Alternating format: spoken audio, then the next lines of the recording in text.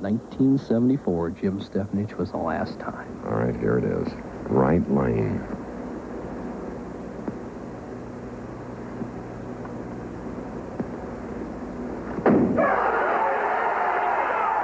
We have it! We have it!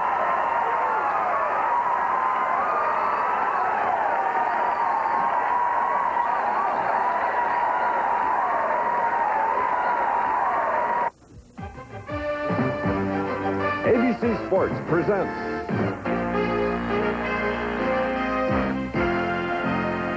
live in its 26th season, the Professional Bowlers Tour. Today from Peoria, Illinois, we bring you the $150,000 True Value Open. Let's meet today's finalists.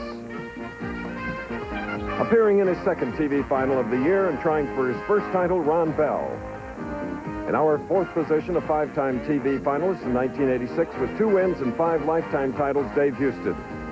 The winner of $100,000 from True Value this year with his 300 game at the Los Angeles Open, Pete McCordick. In the number 2 spot, first time ever on television from Freehold, New Jersey, Parker Bone III. And our tournament leader with the 3rd place finish here last year and the 1986 average leader, lefty John Gant. That's our championship field today on the Professional Bowlers Tour. And these are the landmark lanes, just part of a tremendous recreation facility here on that city of Peoria, nestled on the Illinois River, about 150 miles southwest of Chicago, Illinois. I'm Chris Schenkel. Welcome to our True Value Open.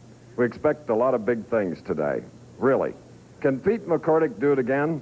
I personally hope so. I'm sure True Value does too, because if one of the 5 can do it, as we indicated, it'd be $200,000 today. Well, today on ABC's Wide World of Sports, the first step toward racing's Triple Crown with the Flamingo Stakes from Florida. It'll be joined by World Cup Ladies Gymnastics competition from Beijing, China, and Wide World of Sports inaugurates its first award, as it will continue for each week, the Athlete of the Week Award. Speaking of athletes, my colleague is certainly one. And here before 1,000 people, I want you to hear a live crowd cheer. Here's Nelson Burton Jr. Well, Bo, Peoria. It's an underrated city in my book. Well, it's underrated around the country, Chris, but it's a great, great town. It's one of my favorite towns on the Professional Bowlers Tour. It has everything. Plus, it's the halfway point in the 1987 PBA Tour. Now, during the tour this year, we've seen a lot of things we expected. We've seen no domination on the tour. We've seen a lot of talented young men making their mark. We've seen an upgrade scoring environment out here. Obviously, Pete McCordick's 300 was the highlight. But one thing has happened that we didn't expect, and that's the dilemma of the left-handers and the number 1 player. There has not been a left-hander in the winner's circle so far this year, and only 1 player has led the tournament and won it. Now, that's all going to change today. You watch. The top 2 players are left-handers, but the guy in the number 1 position, he has the style to become a winner from the number 1 position. That's the aggressive, tough style. Watch out for John Gant. Chris, I think he's going to break the ice and be our first winner, second winner from the number 1 position. We're ready.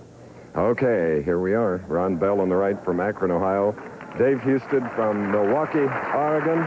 His opponent, Houston 5-time champion, Ron Bell, looking for his first run. It's his second appearance on television in the finals this year.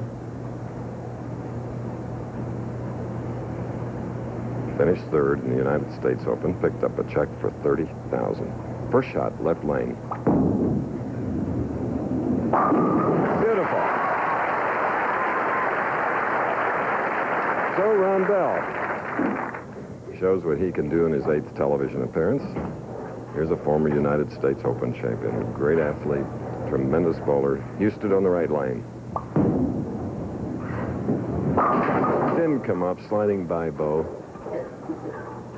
David Houston with just a very smooth arm swing, smooth profile. He's bowled well all week with a big hook ball. He says today he doesn't want to try it. You see the high arm swing, deep knee bend. He's trying to, what he says, fudge the ball or cut the hook down. That time he just cut it too far down, leaves the 1, 2, 4, 7 first frame. And you see the 1 remains standing. And for five-time champion David Husted of Oregon, he has an open frame, immediately trails by 11 pins in the first match. The winner of this first will meet Pete McCordick. The championship pair, lanes 37 and 38 here at Landmark Lanes, a 50-lane bowling center. 3 pound, 6 ounce pins this week, the lightest allowable by the American Bowling Congress. Leaving a 4-pin on the left lane. A little trouble finding his spot.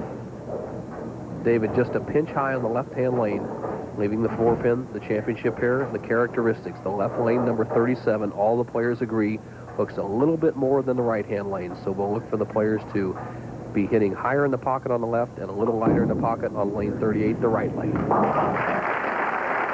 open and a spare for Dave Husted. 6'2", 165 pounds. Here's Ron Bell, 5'11", 230. Here you see the 27,000 will go to the winner of the True Value Open, 14 for second, 85, 7,000. Loser of this first match we're watching right now will be given a check for 6,000. Hook it.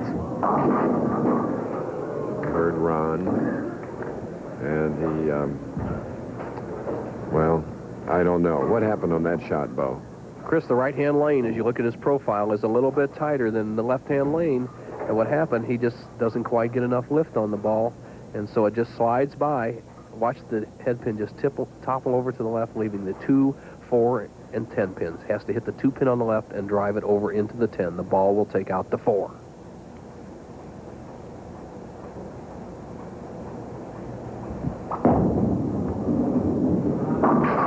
Too much of the 2. So, like his opponent, Dave Husted, it's an open frame for Ron Bell. He trails by 1.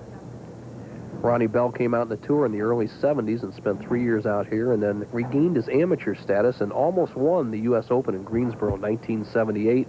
Decided to pursue his PBA card again 2 years ago, so he has a total of 5 years as a PBA member and a hiatus of about 10 years in between as an amateur. Definitely a much more mature player than in the 70s. Very relaxed. An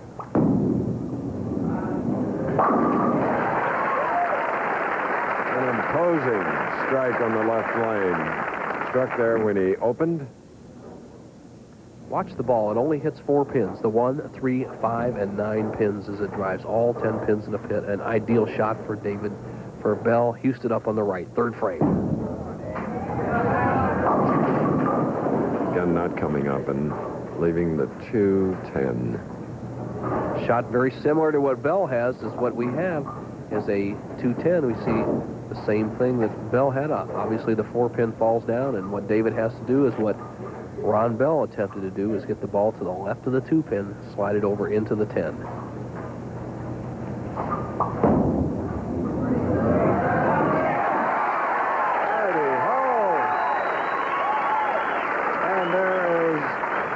Michelle, his wife, expecting, and we asked David if he had any special incentive in his bowling this year. But we'll look at the shot first. No doubt about it. Gets the ball left of the 2-pin, slides it over, knocks it in the 10. A great shot. He only trails by 1 pin after 3 frames. We have a good match to start out with.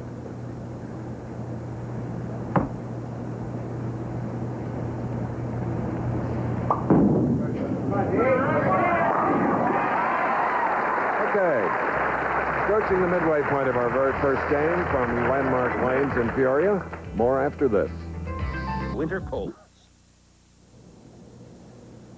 We're looking at 32-year-old Ron Bell of Akron, Ohio, who leads by 1 pin, can increase it to 11, strike up in the 3rd, waiting now and taking his time to shoot in the 4th frame, our first match. His wife, Claudia, watching along with you.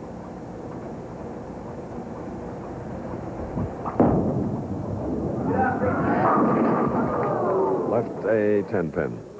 A demonstrative Ron Bell. He really wanted that one. He made the adjustment on the lane. As we've often said in the sport of bowling, you cannot beat the lane as you see a solid 10, 6-pin, 2nd pin on the right-hand side, just flying around the center of that 10-pin. Bell has made the adjustment. He moved 2 boards to the right on the approach to cut down the angle to the pocket. Unfortunately, he didn't get the break on the 10-pin. With a conversion here, he'd still lead by 1. Sorry. And his cross lane shot, an error. Big error, missing the 10. We asked him about his new clause in the sponsored contract that he has. Well, that's true, Bo. What happened was my sponsors gave me a weight contract stating that if I averaged less or averaged more than what I weighed, then I would get a certain amount of money. So as it looks like I'm going to have to average about 235 this year. All right, 230-pounder.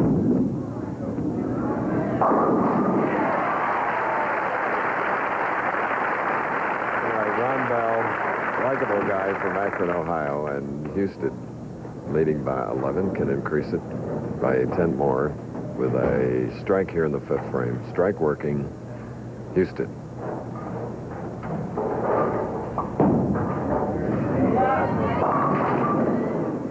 All over the place. Coming up high, 3-6-10. Big trouble on the right-hand lane for all the players so far. They have not been able to make the proper adjustment. Bell came pretty close in the 4th frame, but he missed the 10-pin. Here, David Houston hits light in the 2nd frame, in the 3rd frame, leaving the 210. He converts it, makes the adjustment to the right. Now he's high, 3-6-10.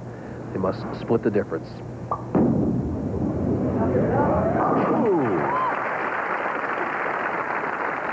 Okay, now the answer to the question about the expectant parents.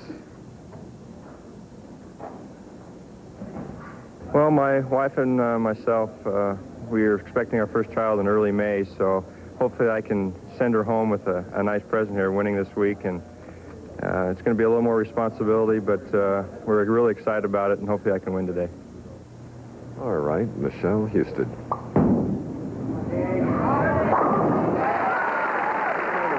David can throw enough of those today. She can go home in style. Ron Bell, a good all-around athlete. Both these players parallel in their outside activities, Chris. Both of them are excellent singers. We know that David Houston sang in high school. Ron Bell, an excellent singer, and both good golfers. Bell, a 3 handicap, Houston, a 6 handicap. Here's Bell to cut the lead down to 1. Good match. We've just joined us. This is the True Value Open in Landmark Lanes. The winner of this game to meet Pete McCormick. And then a first-time Parker Bone, the 3rd, and then John Gant. Ron Bell doesn't get the solid 10. See the 6-pin go to the right-hand part and knock the 10 right in the face. For the first time in the match, Bell can take the lead. We checked the speed of David Houston last time he was up. He was 18 miles an hour. We'll see what Ron Bell is on this shot. Working on a double.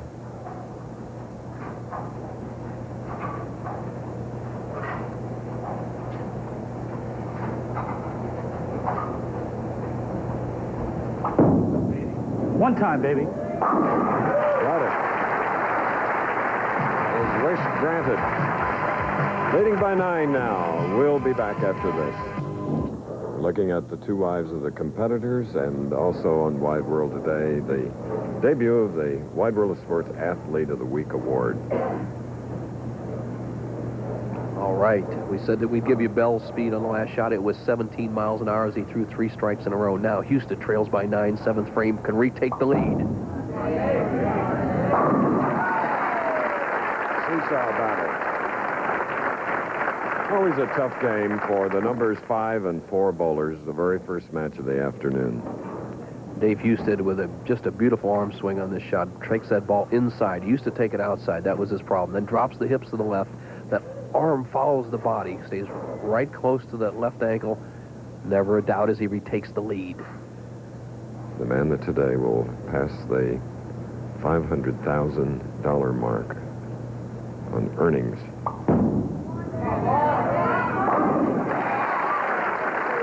Bringing 3, just like his opponent, Ron Bell, who now is up and ready, all 230 pounds. Boy, the camera work shows it so beautifully. The ball on the left-hand lane, you see it go down about 45 feet and make a sharp break into the pocket. The right-hand lane, the ball kind of what the players say, hydroplanes into the pocket. Both players have made the adjustments, and it's now a tight match. The scoreboard tells the story. Bell can cut the lead down to 1 with another strike.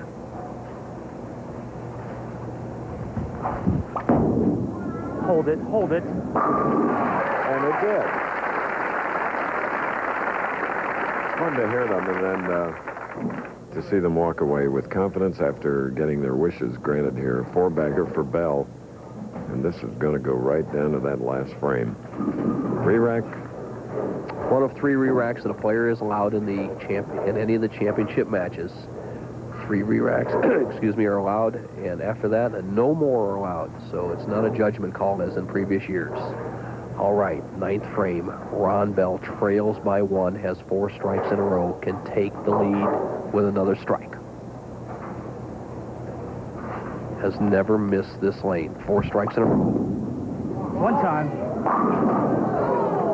A 10-pin on left lane. Disappointment. No doubt about that, Chris. He is disappointed on this shot. Let's look at Bell's match as you see the solid 10. Boom, 6-pin does not get the 10. And once again, 3-pound, 6-ounce pins this week instead of the 3-pound 8s we've been using, but that should have no effect. Husted concentrating on what's in front of him. Leads by 2. Bell must convert the 10-pin. He missed it the last time. Rooting at the line, Ron Bell of Akron. Home of the Professional Bowlers Association, Akron, Ohio. And of course, 8 weeks from now, we'll be at the Firestone Tournament of Champions. Tournament number 16 on our series of telecasts.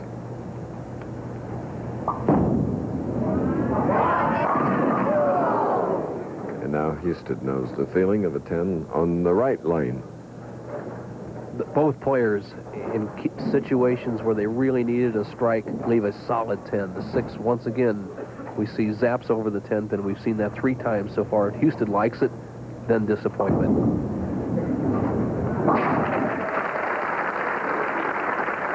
Tremendous competitive first match where the winner will meet the last man to bowl a 300 live on television, Pete McCordick.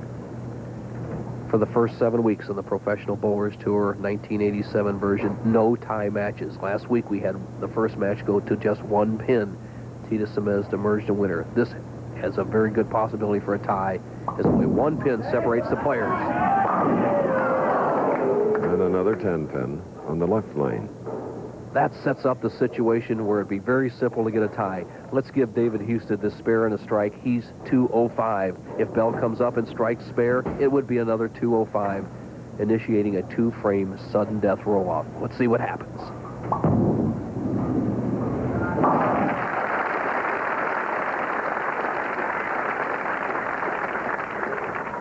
All right, Dave, carefully checking now with Harry Golden and Frank Esposito, Kevin Shipley, Bud Fisher, to make sure that he has the scoring situation correct.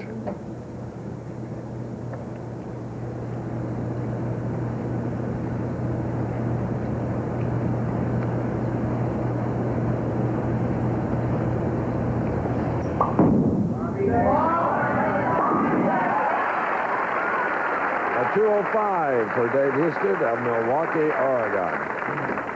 Here's the reaction. You just can't walk all 60 feet and place it in a better position than David Husted did in the clutch. Now he's finished with 205. He's done the best job he could. Solid 10, backs it up with a strike. The job in front of Ron Bell is he must strike on this ball to at least tie. 2 strikes is a winner. Anything less, Husted wins the match. Right lane. Come on, baby.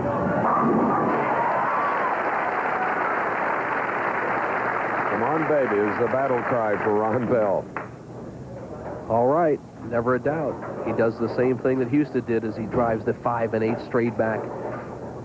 He said, come on, baby. He knew it. Now, Ron Bell, strike is a winner. Spare, we have a tie match. If he happened to open, Husted wins.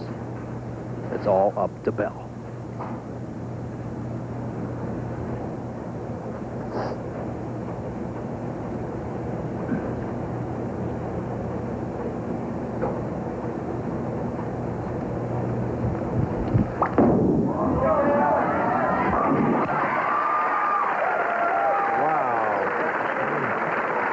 pressure.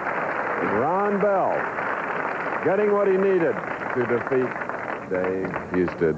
As my teenage daughters say, he's taking his chill pills. He's cool. He just needs to stay behind the line. That's a victory in the Pro Bowler circuit, though. Bell will now throw the ball on the channel or go over the foul line. He's going on to meet Pete McCordick, who had that 300 game. So leaving the 10 pin, but nevertheless shooting a 214 to defeat Dave Houston, who shot 205. Bell with 8 strikes in victory. McCordick next. Coming up next, Pete McCordick. Prior to Pete's 300 performance 4 weeks ago, Jim Stefanich was the last to be perfect on TV. But unquestionably, here's the biggest upcoming ball of the tournament, certainly for Jim Stefanich. The game is won, but this is 300 and a new Cougar automobile, all on a strike right here. And the first show of the year. This is it for $10,000.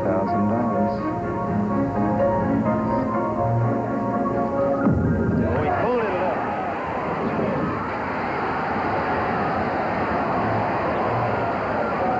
That is now being down on the floor. A perfect game for Jim Stefanich. $10,000, and there's the check. Got it by Franco Casino. And here in 1987, Ron Bell of Akron with 8 strikes ousted Dave Houston, who shot a 205, $6,000 for him. And now in this year, Pete McCordick, the man that will watch Ron Bell shoot first. Pete McCordick, Mr. Perfect fame, 4 weeks ago in Los Angeles. But though, I guess this man, with only 2 career 300 games, he's nice and loose and very talented. I think that's a very important point, Chris. You're absolutely correct. Once the guy gets by those initial first few frames, he can do anything. Let's see what happens. No. Avoided the split, but he left the 4-7, Ron Bell. Ron just pulls this ball to the left. As we said, the left lane in this championship here hooks quite a bit more. And you see he starts the ball just inside the second arrow. And most of his shots have been just outside the second arrow. On this lane in the first match, he struck 4 times and left a solid 10. So by no means has he lost where he should throw the ball. The grip of Ron Bell, fingertip, as he crosses the lane, 4-7. Oh, my God. A little apprehension there in the voice of Ron Bell, right? At the line. Now, here he is from Houston, Texas. Pete McCordick, qualified 3rd. You remember he shot the perfect 300 game to Wayne Webb's 249 and then lost to the eventual winner of the Los Angeles Open, Mats Carson, 234 to 206.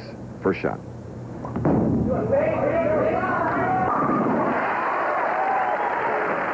Well, that was relief.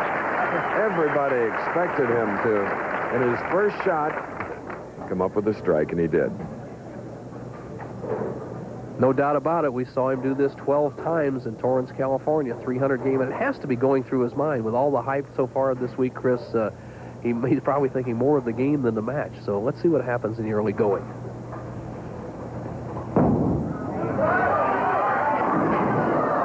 Well, he steered that one a little bit, and he left the 310. So all that pressure, at least this game, is off Pete McCordick. The profile has gotten quite a bit of print around the country in the last month. Pete McCordick, pretty nice push away, slightly higher than shoulder arm swing. Good deep knee bend, high follow through. The best part of his game is his finish at the line. The 310 split. Here he goes. And, oh, now, Susie McCordick loved that. All of us need a little luck in life, Bo. What a terrific break, Chris. I can't remember the last time I've seen this. Watch the 3-pin. It disappears into the pit, 29 inches back. The ball double kisses it again. It's still in play. It's still in play. A pin can come back out on the lane, and it counts. Now, if the ball had come back out, it wouldn't have counted. So it's all going well for Pete McCordick. What Like a break. Sneak punch in boxing. Let's see how Bell reacts to that. The crowd seems so much in Pete McCordick's favor. Bell needs to throw a few strikes to silence them. There's one of them. And, of course, he came through with strikes at the end of the first match to defeat Dave Houston, 214. to 205. The winner of this game will then go against one of our two left-handers, a man who's never won from Freehold, New Jersey, Parker Bone III, and then another left-hander, our tournament leader, John Gant. Bell carefully wiping off all the oil or conditioner that is accumulated on the ball from the previous shot. Just takes a lot of time and preparation. Obviously, he doesn't do anything too quickly. When you look at the extra weight he carries around, he's trying to save some energy. Boom! Big double. Open with a spare, remember, and then a double, leading by 10. And there you see the 1987 average leaders. 217, that's a whole bunch. It's much higher. Last year, 214 did the trick, so we see that upgraded scoring environment as you watch Pete McCordick, third frame. Well, coming up extremely high, and a wry smile this time on the face of the 33-year-old native of Houston. Most of the action comes off the left wall as the 2-pin. The third pin on the left part of your screen drives into the 4-7. McCordick has it all going for him. By the way, Chris, he's using the same ball that he used on the left-hand lane in that perfect game. He used a ball on the left lane, a different ball on the right-hand lane in Torrance. He's using that exact same ball on both lanes today. See how he does on the left. All right. Pete McCordick coming up with a double, and our match is all even. We'll be back. And we have a feeling Walter Ray Williams will be more than up to the challenge next week in Milwaukee. Very right, Chris. He has a good chance to win that $1 million. The house that he won at Kendall Lanes in Florida is very similar to what we have at the Red Carpet Lanes in Milwaukee, and once again at the Buckeye Lanes in Cleveland. All similar establishments. Walter Ray has a good chance. Now here's Ron Bell. Match is all even.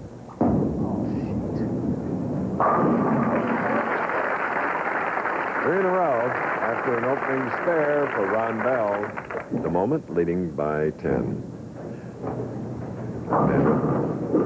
You watch Ron Bell, obviously gets the body weight a little too far forward. It's over the top of the ball, slips a little bit at the line. He does a little OS commentary on this baby, and it sets right in the pocket. He gets a great break, and you'll see a wry smile on his face. He likes it. Leads by 10 pins as he prepares to go for 4 strikes in a row, 5th frame.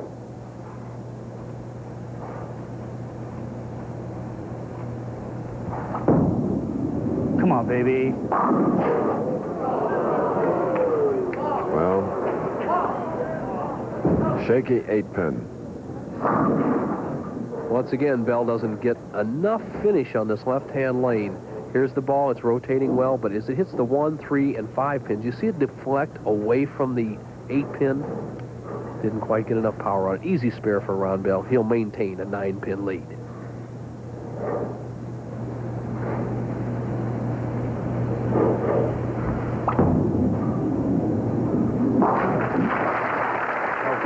McCordick is up. With a strike, he can lead by 1.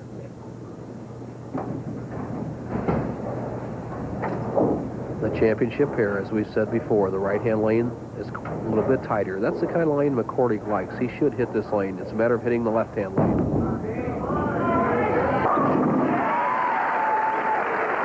Earlier, we asked Pete McCordick how his life has changed since the 300 game. Well, it's done a couple of things. It's given me a little bit of financial security. I can pay all my bills. It makes bowling on tour a little bit easier. I don't have to worry about so much about cashing every week or making the top 24. And it's relieved a lot of the pressure on even Friday nights making the top 5. Last night I felt very relaxed. So hopefully it'll also help me bowl a little bit better on TV today, too. And he is doing just that. He has an 11-pin lead, watched by Susie and you, as a result of a 4-bagger here in our second match. Susie, who works as a travel agent in the Houston area, flies to a lot of the tournaments that Peter is involved in. Now let's see how Bell responds as we've seen the scoring jump as we expected in the early going. Bell right now going at a 2:19 pace, McCordick 2:29. Let's see what happens. That better hook.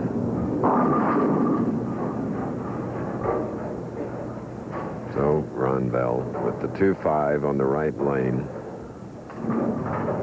6th frame. Won the first match, if you just joined us, over David Houston, 214 to 205.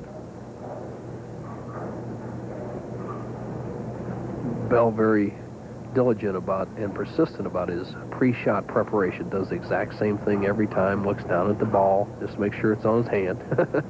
2-5 spare. All right. Winning this game, remember, will meet a rookie left-hander, Parker Bone III, and then a left-hander, the tournament leader, John Gant. There were a total of 28 left-handers that started in the field of 160. 10 made the final 24. This, of course, is Ron Bell's wife, Claudia. Very tense, Claudia. Flamingo Stakes. Ah, yes, the 3-year-olds begin the long journey. And it was a long journey to Beijing, China for the World Cup. Hold it. Okay. 139 through the 6th with a strike up in the 7th. A very close match, our second one. First, this commercial. While we're away on this championship pair, running behind our time schedule, slow bowling, Pete McCordick in the 7th frame left the 7-pin, covered it for a spare, leading now by 12 and shooting in the 8th frame.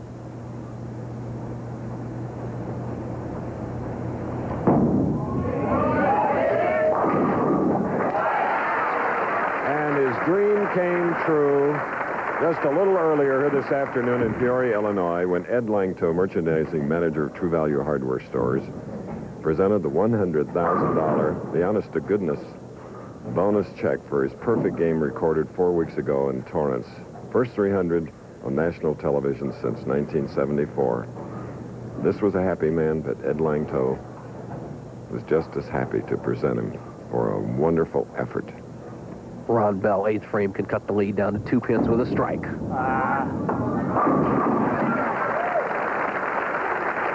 Well, Ron Bell is sure hard to read. He keeps going, I don't like it, strike. I don't like this, strike. Well, this was another and all 10 pins disappeared as he's cut the lead of Pete McCordick's down to just 2 pins through 8 frames. And for the first time since the 2nd frame, Ron Bell can take the lead in the match. He'll probably utter this time, come on, baby. They'll have to re-nickname these championship lanes. On the right and baby on the left. Here's Bell for a chance at the lead.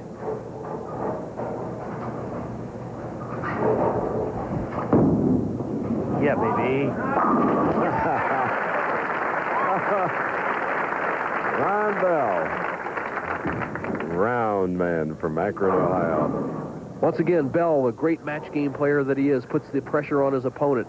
Remember how he came from behind in the match against David Houston to barely sneak by with a 214 victory to 205. Now McCordick must answer the challenge of Bell's and put some pressure on him with another strike. Boy,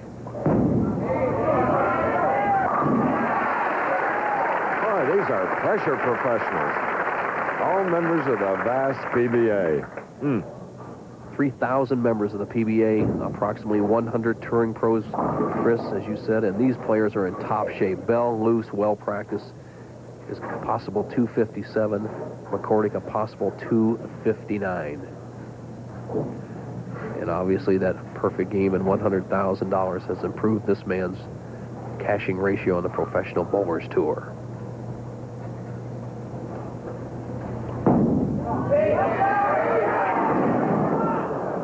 Leaving the 2-pin on the left lane. Well, 1 pin. Well, Chris, as he slides by there, he leaves, as you said, the 2-pin there. And what is so important is he knocks out the 4 and 5 pins to stay 1 pin ahead in the count. If the 4 and 5 stand up, he trails in the count. So it's a very possible extra frame match again.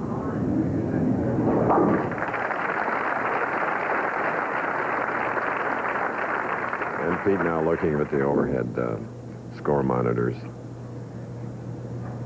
Let's get a little tense. And watching, well, not really Ron Bell, but the 2 wives side by side. Claudia and Susie. If Pete McCordick can get 9 or a strike, he'll force Bell to throw at least 1 strike. If he gets less than 9, we have a possible tie.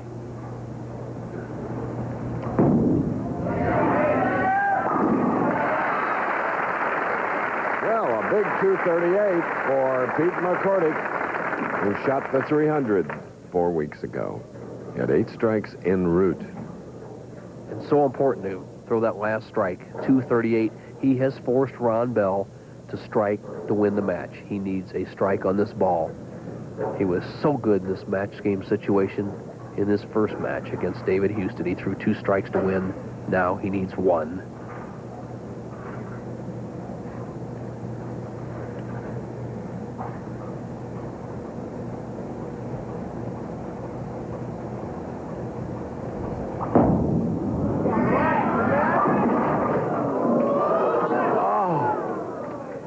The 7 goes, the 4 stands. Oh, McCordick wins it, Chris. and Pete McCordick survived. 238 will have the final score on Bell, but first, let's go away for this message. Pete McCordick one step closer to his first victory ever. 238 over Ron Bell's 234, leaving the 2-5 on the last shot. Okay, next week, Milwaukee, Wisconsin, hotbed of bowling. Miller Lite Championship on Overland Park, Kansas, the King Louis Open on March 14th. 21st, another Miller Lite, part of the Triple Crown, North Olmsted, Ohio. On to the PBA National Championship in Toledo, 260,000 total purse. Here we go. The man that is making his first television appearance on the left, Parker Bone III, Freehold, New Jersey, and here's the 300 man, Pete McCordick, who felt the pressure in the last match, survived it. Let's see what he does in his first shot, second match.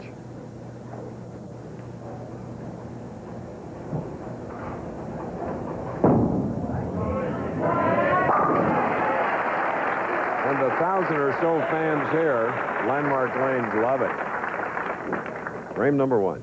Well, that $100,000 paycheck has really given him confidence that McCordick is just bowling so well. He's an actually improved bowler. Now, Parker Bone III, a strong-looking young left-hander, bowled very well under pressure all week long. Let's see what he does in the championship round. Left a 7-pin, this 23-year-old from Freehold, New Jersey. He's got a good future on the tour as you see him step out with a 4-step delivery. Draws that left shoulder slightly back. Good arm swing, good knee bend. Look at how well he is down at the line, and good upstroke with that left arm. No wonder he's in the top 5. Excellent shot. Started bowling when he was 8 years of age. His parents met at a bowling establishment, so I guess it does go right from the beginning. Parker Bone III. Mrs. Bone, his mom, is here, and his only sister, Cindy, alongside. There's Cindy, who bowls a little. He said about a 120 average. Can smile beautifully, though.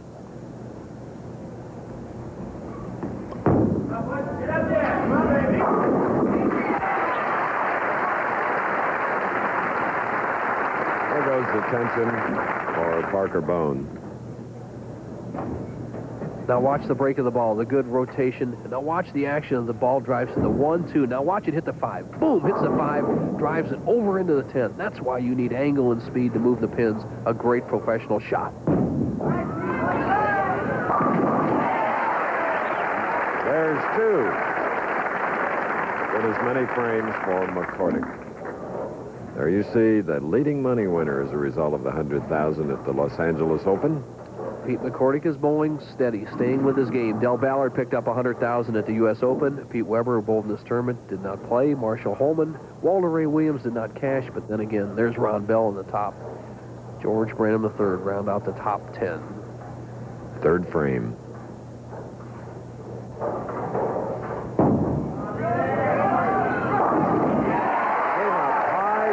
Crossing over.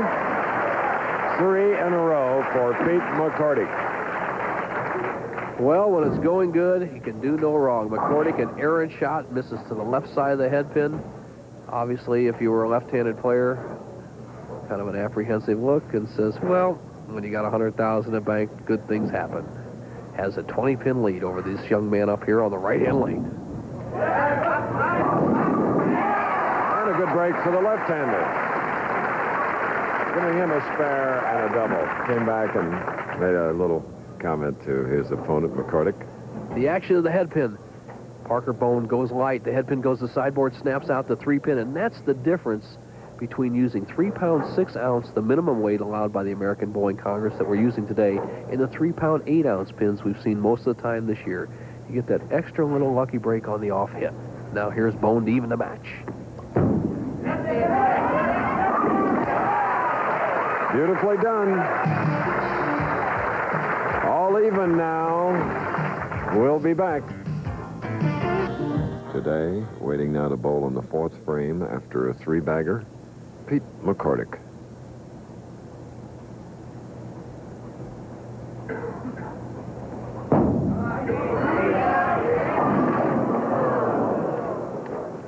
.210 for McCordick. McCordick, we've seen this split once before. Converted by getting the ball over to the left side of the 2-pin, sliding it over into the 10-pin. It can hit either sideboard and come off or drive directly into the 10. McCordick must convert this to stay within 2 pins of Parker Bone III.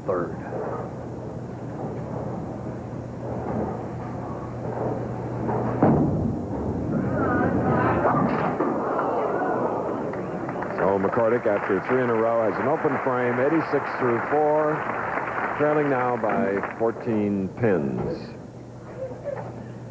Pete McCordick, who has never won a championship, and neither has Parker Bone. John Gant has 1 victory under his belt, our tournament leader.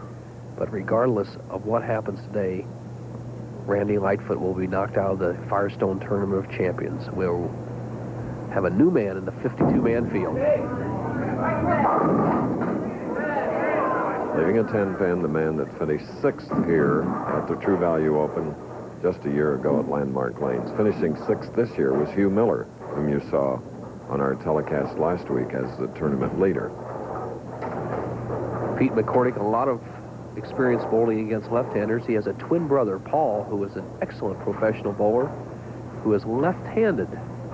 His brother had a 2nd in the Houston, I believe it is in Denver Open a few years back.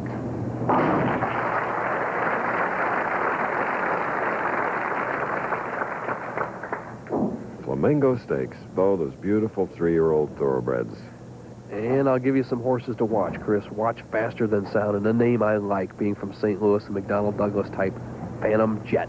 Hey. And Beijing, China for the ladies' individual events, plus the Athlete of the Week award. 4 in a row for Parker Bone. We asked how this tournament affected him. Oh, it's affected her quite greatly. Thursday night, I was leading the tournament. I think the whole night, I tossed and turned more times than there's lanes in a bowling alley. I got about an hour, 2 hours worth of sleep at most. Friday, I come out and bowl, and I was just as nervous. And Friday night, it was quite tiring. As far as eating, I probably ate 25% of what I could normally eat in a day, and I'm not one for really worried about losing weight.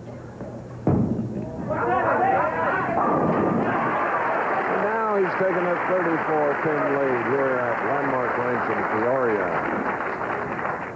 Parker Bones has it all going for him as he hits a little bit high on the left-hand lane. 3-pin goes to sideboard, chops out the 610. He has the pressure on Pete McCordick. 34-pin discrepancy after 5 frames.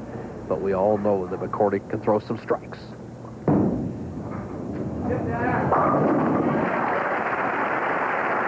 That one coming in the 6th frame of his 2nd match.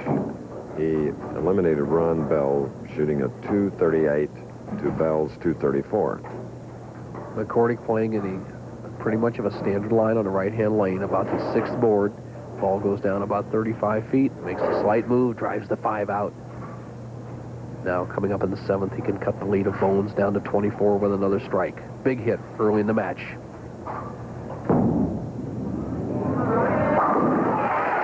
Well done, doubling here for McCordick. semifinal match. The winner will go into the final. We'll return after this.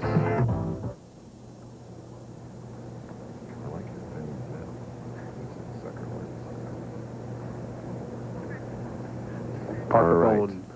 He left the 4-7 in the 8th frame as we bowled through. Covered it, marking with a spare, leading by 22. 8th frame. Another 4-7. Twice. Parker Bone, when he had the match well in hand, could have put McCordick away, has gone high, avoided the split, and he ended up with a relatively easy spare, the 4-7. This is the identical shot he had in the 7th frame when he had 5 strikes working, broke down the split, left the 4-7. If he converts this once again, he will have a 20-pin lead in the match. It's far from over. As McCordick is up now with a double working, shooting in the 8th frame, and 20 pins separating these two semifinalists. Winner to meet tournament leader John Gant. McCordick just taking it one frame at a time. Carefully sets himself. Great concentration. Tremendous confidence. You can just see it in the way he walks to the line. Can cut the lead to 10 with another strike.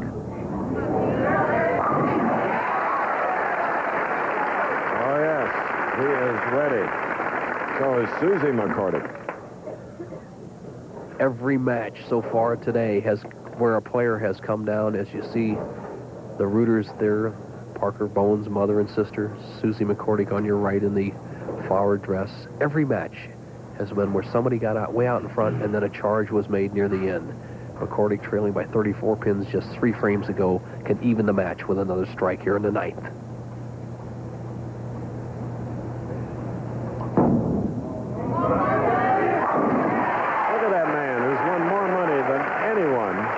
Without winning, $485,540. You can see why. He is tough.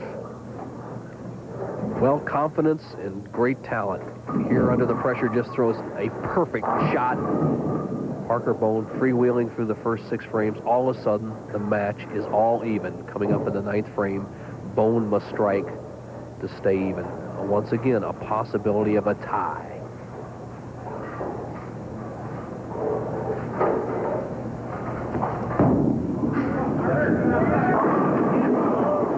A 6-pin in the right lane for the southpaw.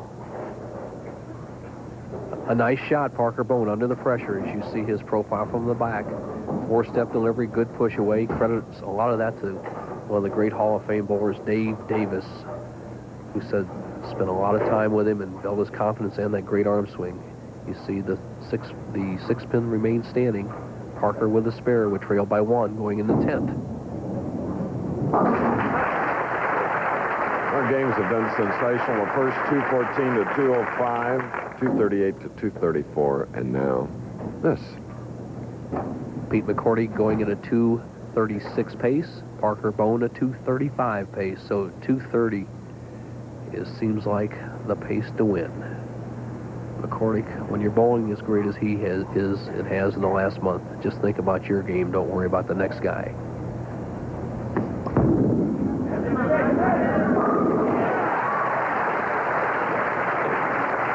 Hanging in there. Well, Parker Bone, he just went up and threw it with the thoughts of a veteran.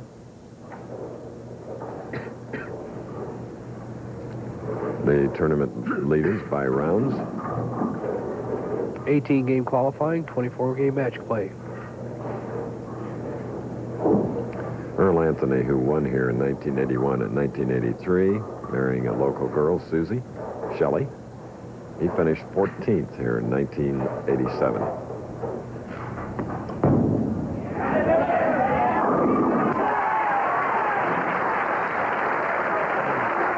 Satisfaction on the part of Parker Bone.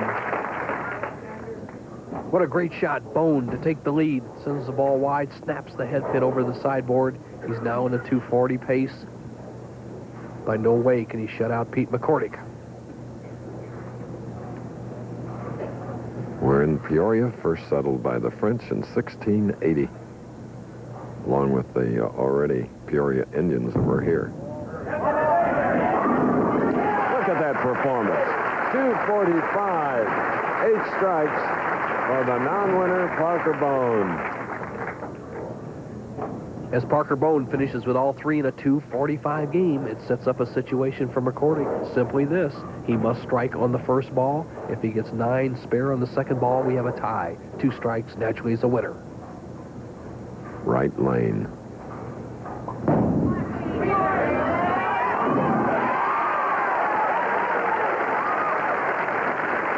Two non-winners that really want to get into that final match.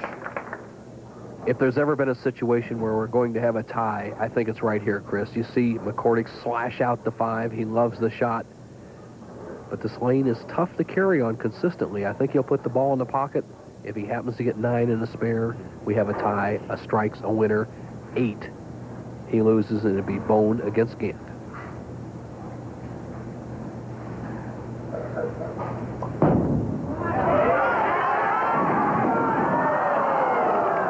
It's going to be a tie, Chris. Oh, that's something. Watch this. He needs to spare, though. He cannot blow the 6-pin. It looks oh so lonely down there on the right lane. 6-pin, we would have our first tie of the year, 245 for each player. This initiates Parker Bone coming up first on the left-hand lane, would bowl what we call the 9th frame. Then McCordick would bowl a 9th and 10th frame. There it is. There's the tie. Okay. Imagine that, a tie at 245. 245. Now, once again, I'll set up the situation. Pretend this is the 9th frame for Parker Bone and the match is tied. He'll bowl 1 shot and sit down. McCordick will bowl the 9th and 10th frames, and then if necessary, Bone will come up and finish the 9th and 10th frames. We'll keep doing this until we have a winner.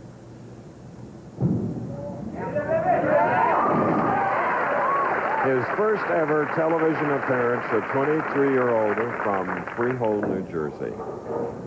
Strike in our 2-frame roll-off. Now McCordick.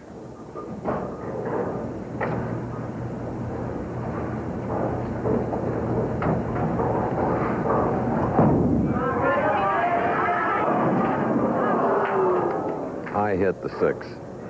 Same shot he threw there in the 11th frame when he could have closed out the match. He pulls the ball slightly left of his target, cuts right through the middle. The 1-2-3 drives the 5 straight back, avoids the 6-7-10 split. Good fortune leaves him with a simple spare, once again, the 6-pin.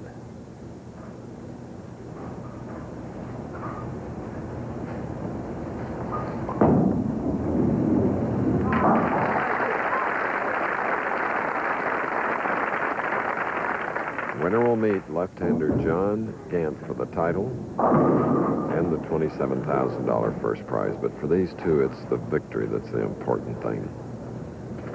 Our tiebreaker scoreboard is all even through the 1 frame, so it's just the 9th and 10th frames. If McCordick strikes, he'll go ahead and bowl the 11th and 12th, just like a regular game.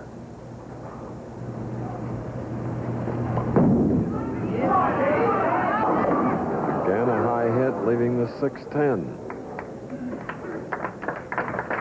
All right, for McCordick, if he converts the 6-10 spare, as we see almost the identical hit he's had the last 3 times, he's left some combination with the 6-pin. With a conversion here, the best McCordick would do would be 38.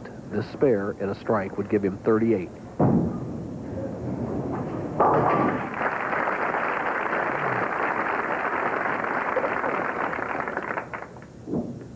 It'll be all up to Parker Bone. Obviously, a strike would shut out McCordick, but a spare and whatever count that McCordick gets will determine the winner.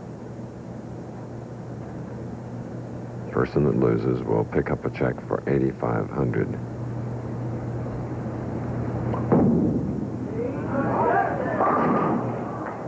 Leaving 1, 2, 4. Tough break. There will be no second tie in this match. Parker Bone must get a mark. A mark and 6 pins, he will win the match. McCordick has finished with a 35. A strike on this ball. Bone wins the match. Will go against John Gant.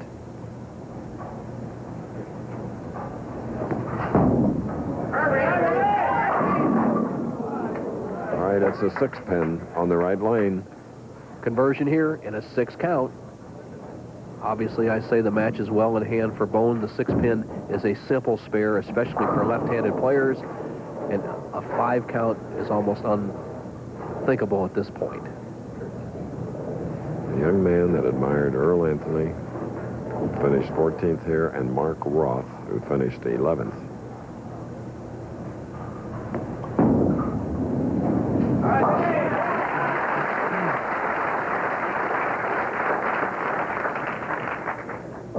Mom and his sister. Look at that tension.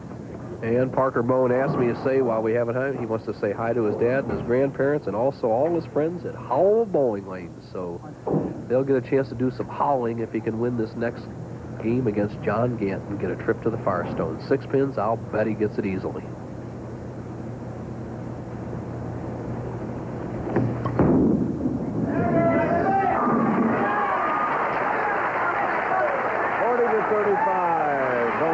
Professional Bowling School will continue after this message and word from our local station.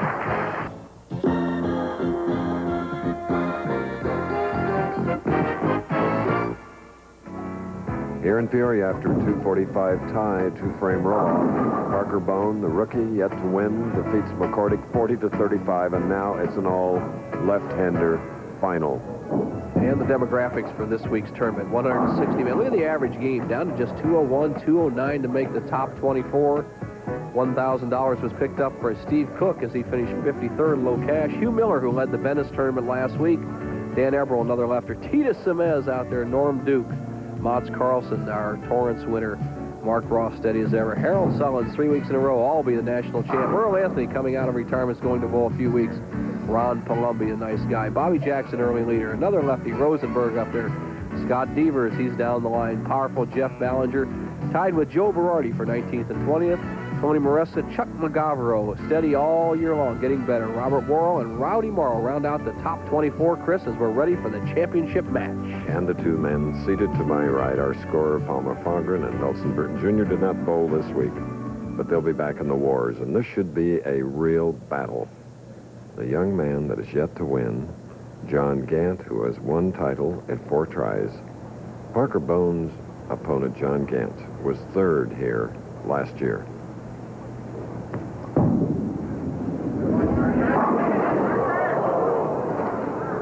A 9. Well, he had some good things happen to him in the Pete McCordick match, and once as he starts off the championship match, he has something bad happen to him. An apparent good hit. Parker Bone drives all the pins straight over the 9-pin.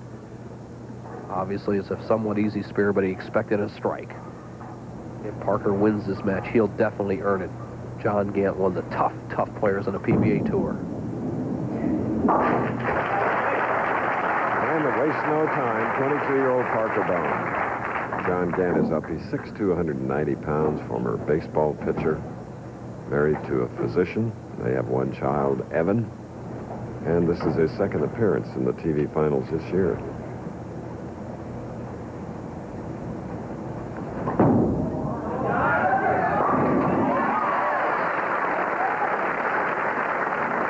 Powerful, John Gant. Profile of John Gant, as you said it, Chris, powerful. A powerful style, wrist cup, drives down through. We checked that with the radar gun, 20 miles an hour on that particular shot right out of the chute. That's the fastest we've had all year long. He's an aggressive player. This is the kind of player that can win from the #1 position. Let's see if he can break the jinx.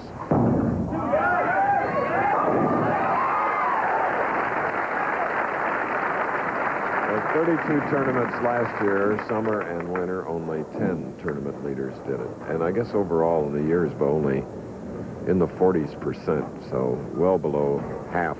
You're right on with that number, Chris, and it's attributable to a couple of things. Number one, obviously the guy in front of him zeroed in. Number two, the experience of the players.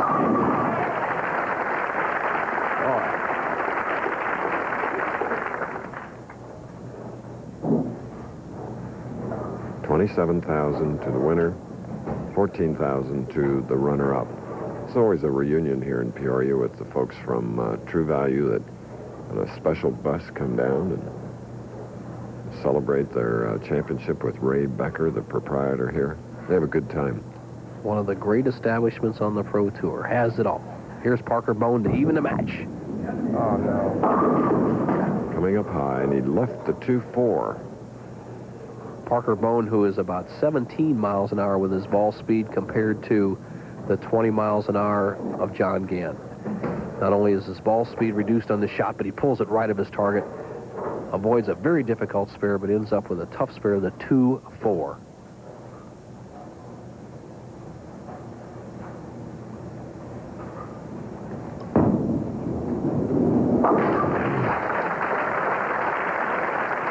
Spare in the third for Parker Bone.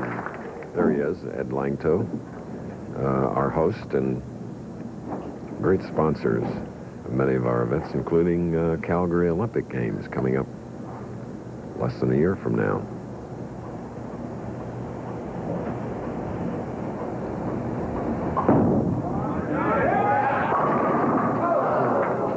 Six pin. Powerful John Gant went to the University of Cincinnati, got his degree, majored in education, and was a great baseball player. He came on for the team as a walk-on, ended up with a 3-year scholarship. Talk about speed. He said he was clocked at 95 miles an hour as fastball as a pitcher. Former Rookie of the Year on the PBA Tour, 29 years old. Earlier we asked him how he and his wife combined their careers. Well, when we were in college, we both knew that we had professional careers ahead of us, and we have an understanding ever since then, and we just accept each other's time and dedication to each career, and we do the best we can.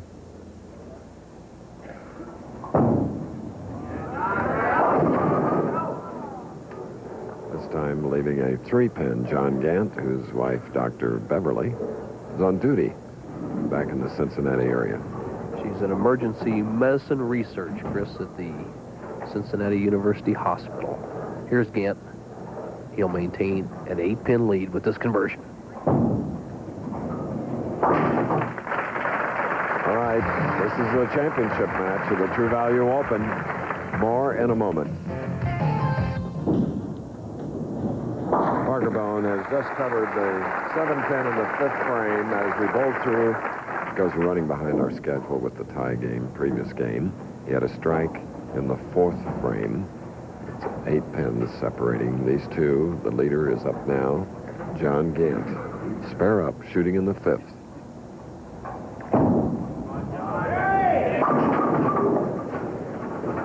The 1-3-6.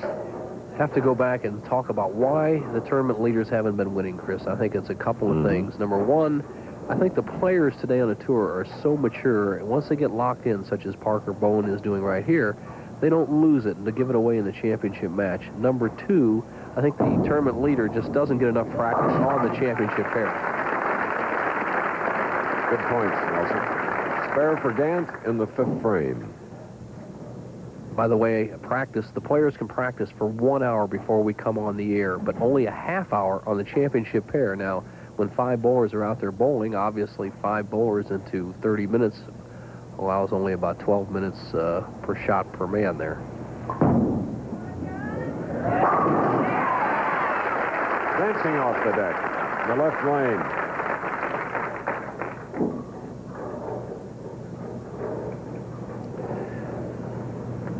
The 20-mile-an-hour power ball of what we call John the Buzzsaw Gant, driving all 10 pins in a pit. Parker Bone got a strike in the 4th and a solid 7 in the 5th, which would have given him the lead. He still trails by 5. And then 4, 6, 7, 10. Bone slows the ball up, doesn't give it enough room. He has 2 options. He can go either for the 4-7 or the 6-10. If it was me, I'd throw the ball over in this area, the 6-10 area, try to bounce one of these pins out and knock out the 4-7. In the championship match, in this situation, I'd throw it hard and go for it.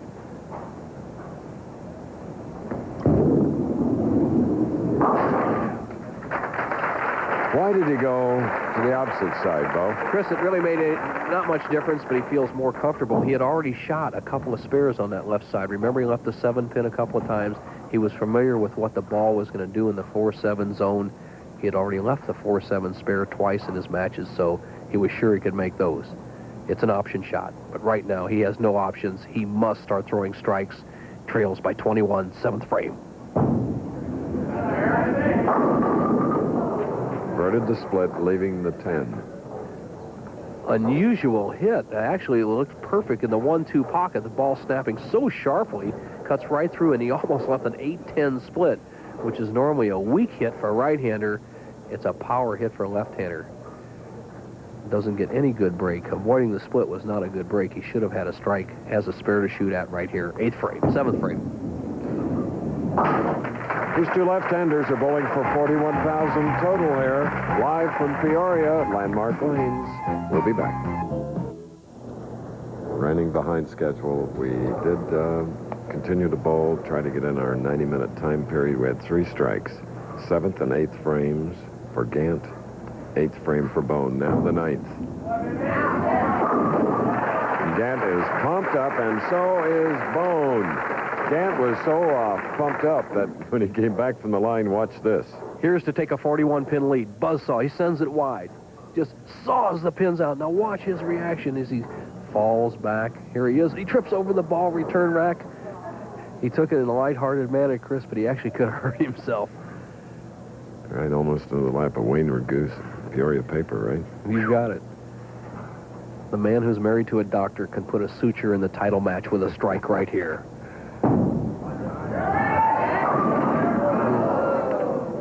Leaving the 6-pin.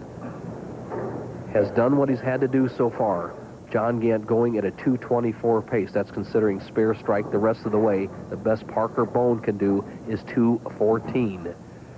So Gant with a spare here, a mark in the 10th frame, would be only our 2nd tournament leader to nail down a championship.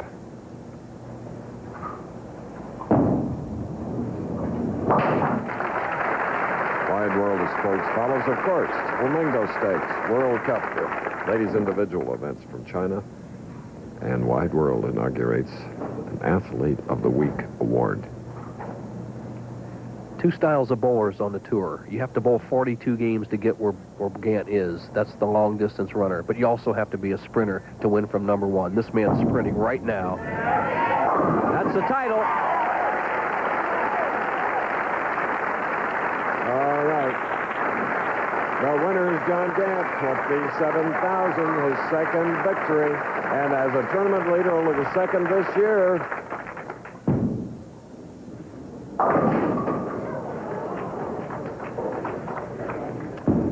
John Gant is the winner here in Peoria.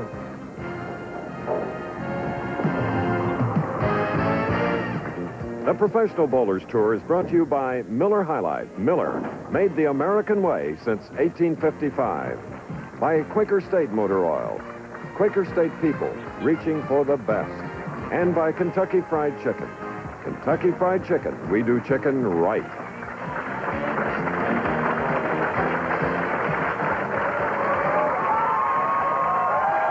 John Gant is the winner of the True Value Open. 223 for Gant. Parker Bone has another shot coming up, but it's Ed Langto presenting the trophy, the True Value Trophy, and the $27,000 check.